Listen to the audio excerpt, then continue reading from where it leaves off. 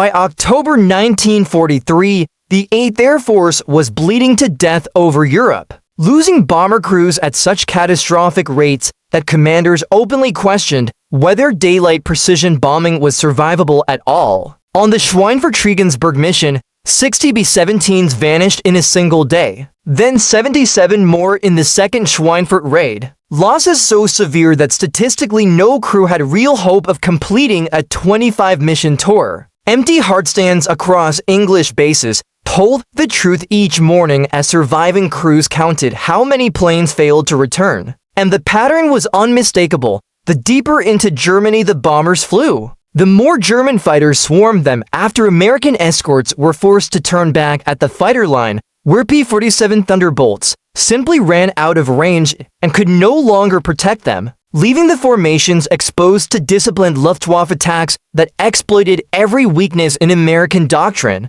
Tight combat boxes of overlapping .50 caliber guns were supposed to be impenetrable, yet German pilots struck head-on where fire coverage was weakest or isolated stragglers damaged by flak, knowing full well that a bomber out of formation was a dead bomber. General Ira Eaker faced an impossible equation: strategic targets deep in the Reich ball-bearing factories, refineries, aircraft plants had to be destroyed, yet escort fighters couldn't reach them. Bomber losses were unsustainable, night bombing was too inaccurate, and waiting for longer-range escorts meant giving Germany time to recover. Behind the statistics were real human costs: entire crews lost together, families receiving telegrams, and surviving airmen flying each mission knowing their odds worsened every time. The P-51 Mustang was arriving, new tactics were being drafted, but the fundamental question remained: how do you keep fighters with bombers all the way to target and back? The surprising answer would come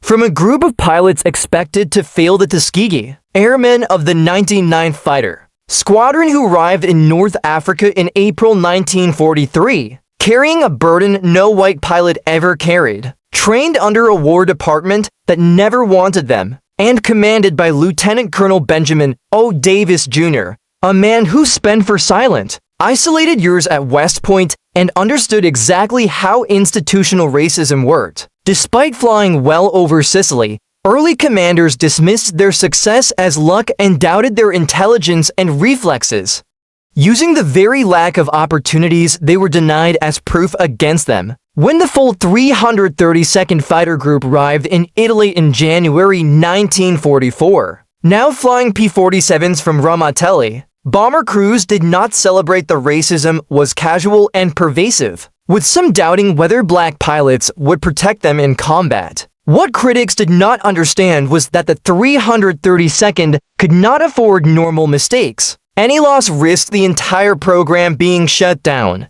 so they embraced an escort philosophy unlike anything practiced at the time: no chasing kills, no glory hunting, no breaking formation for personal victory credits. Your job is to bring the bombers home. To reinforce this doctrine, they painted their entire tail assemblies bright red, not for decoration, but as a tactical declaration visible from miles away: the red tails are here. The bombers are protected, and the enemy would have to go through them. For bomber crews staring into empty sky at 25,000 feet, that visibility mattered. For German pilots, it meant they could not probe undefended angles without the red tails immediately seeing them. Mission after mission through early 1944, the 332nd proved their discipline worked, escorting B-24s and B-17s to some of the most dangerous targets in Europe with fewer losses than other groups. Not by racking up kill counts, but by never abandoning their bombers. Bomber crews noticed. Word spread informally over mess tables and briefing huts about the escorts,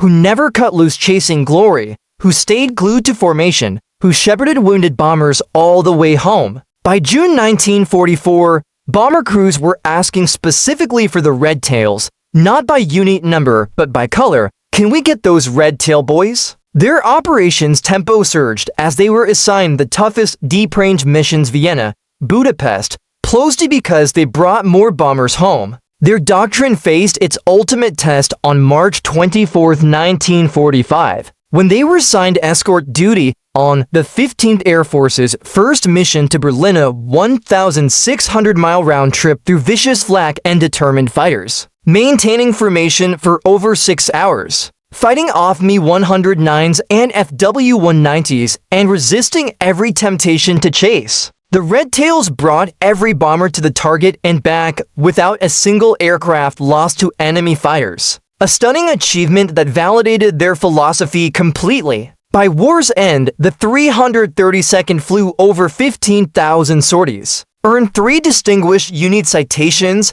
96 Distinguished Flying Crosses, and proved through undeniable combat performance that segregation-era assumptions about black inferiority were lies. They had succeeded under worse conditions than white units, less support, older aircraft, constant scrutiny, and yet delivered the best escort record in the 15th Air Force. Their performance became exhibit in the case for desegregating the U.S. military, shaping the arguments that led to President Truman's Executive Order 9981 in 1948. In the skies over Europe, the Tuskegee Airmen had done more than protect bombers. They had shattered the foundation of segregation with results no one could deny, proving that opportunity, not race, determined excellence, and that courage, discipline, and integrity redraw the future of the United States Armed Forces.